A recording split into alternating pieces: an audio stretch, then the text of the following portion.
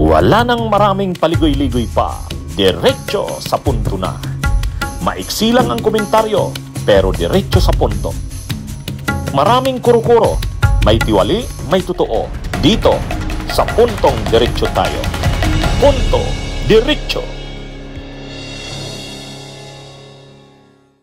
Ito, mga kabunyog. Punto Diretso ulit tayo. Diretsong punto dito sa balitang to. Lalabanan na ba ng mga Garcia at Frasco ng Cebu, si Romualdez? Lumabas tong balitang to dahil napansin o naging kapansin-pansin na si Congressman Juke Frasco ng Cebu Province, isa sa mga distrito ng Cebu Province, ay hindi pumirma doon sa ikinakalat na suporta kay Martin Romualdez bilang speaker ng Kamara. Kumbaga, dahil magpipili na naman ng speaker para sa 20th Congress, nagpapaikot na ang mga kongresistang kakampi ni Speaker Martin Romualdez, nagpapaikot na sila ng pinapapermahan. Marami nang nakaperma, lampas na yatang 200 yun. So sigurado na magiging speaker si Romualdez. Kaya lang, kailangan kasing makita na talagang nakaperma ka doon. Pinagmamalaki ni Congressman J.J. Suarez ng Quezon na talagang 200 mahigit 200 na ang nakaperma. So actually, sigurado ng speaker si Romualdez.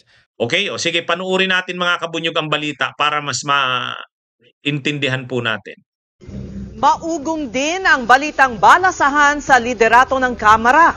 Pero ang mga kaalyado ni Congressman Martin Romualdez, kumpiyansang mananatili ito bilang House Speaker. Bago sa liderato ng Kamara sa pagpasok ng ika-20 Kongreso, ayon yan mismo kay Deputy Speaker at Quezon 2nd District Representative J.J. Suarez. Sa gitna ito ng umuugong na balitang papalitan daw si Romualdez bilang House Speaker.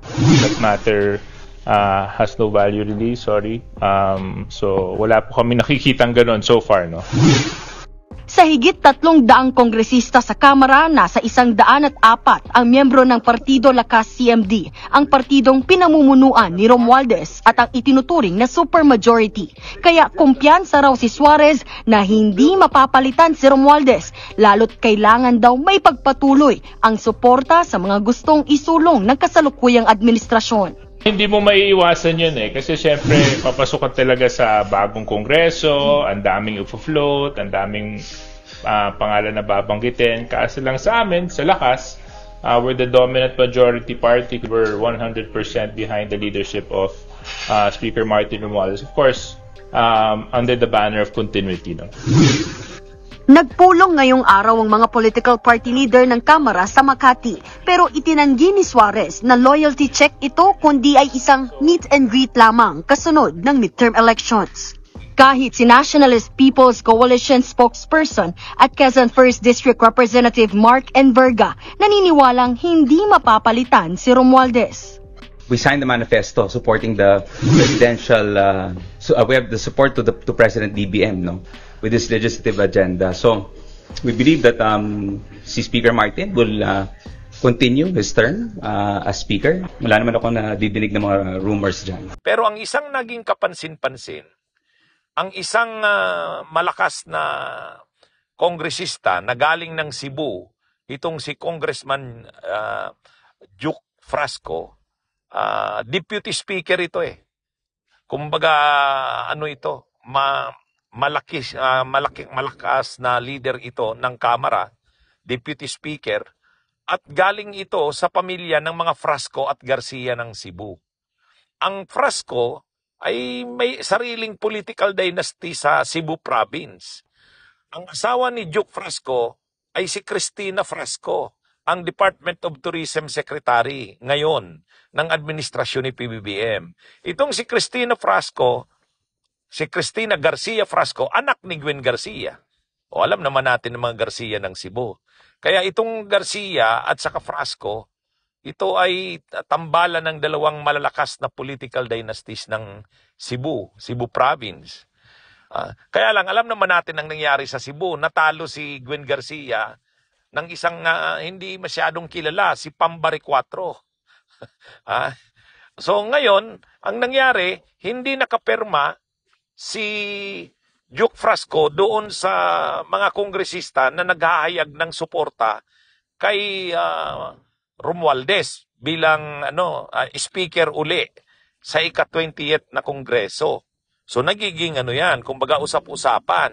Siyempre pinagkikwentuhan, bakit mayroong bang crack sa loob ng administrasyon sa lalaban ba si Duke Frasco bilang speaker ng Kamara?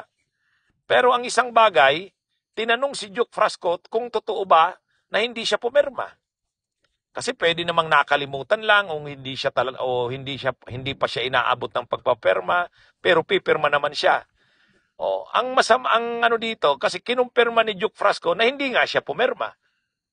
At maglalabas daw siya ng statement sa susunod na linggo.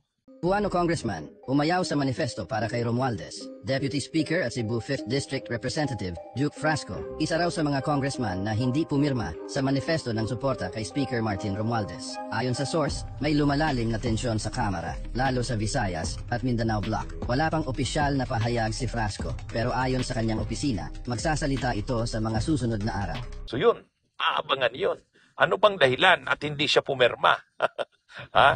Medyo medyo malaking katanungan ito. Ibig bang sabihin, lalaban na ang mga Garcia at Frasco kay Romualdez?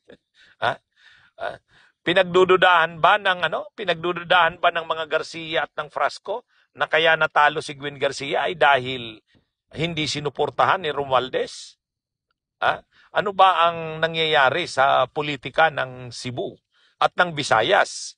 Ay ang Frasco at ang mga Garcia pa naman, yan ang leader ng mga politiko ng Visayas. Kasi Cebu yan Cebu.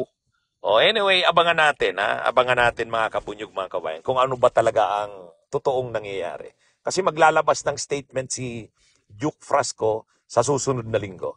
Ililinaw niya daw bakit siya hindi pumirma. Doon natin malalaman. Pero sa ngayon, yan ang katanungan. So, yan po ang ating punto diretso. Okay po? Okay. So, magandang araw po sa inyong lahat, mga kabunyog. Basta po tayo. Asahan po ninyo si Atty. Ricky Tumutorgo, si Atty. Enzo Recto. Tayo po. Kung anong totoo, yan ang sasabihin natin. Kung anong tama at para sa bayan, yan ang ating ipaglalaban. Kung ano ang mali at tiwali, yan ang ating lalabanan. Okay? Magandang araw po sa inyong lahat. Mabuhay po tayo, mga kabunyog, mga kababayan. Bunyog, bunyog, halikan na kasama ka. Bunyog, kapag buklod ay may pag-asa. Luzon, Visayas, Mindanao, isa ang pananaw.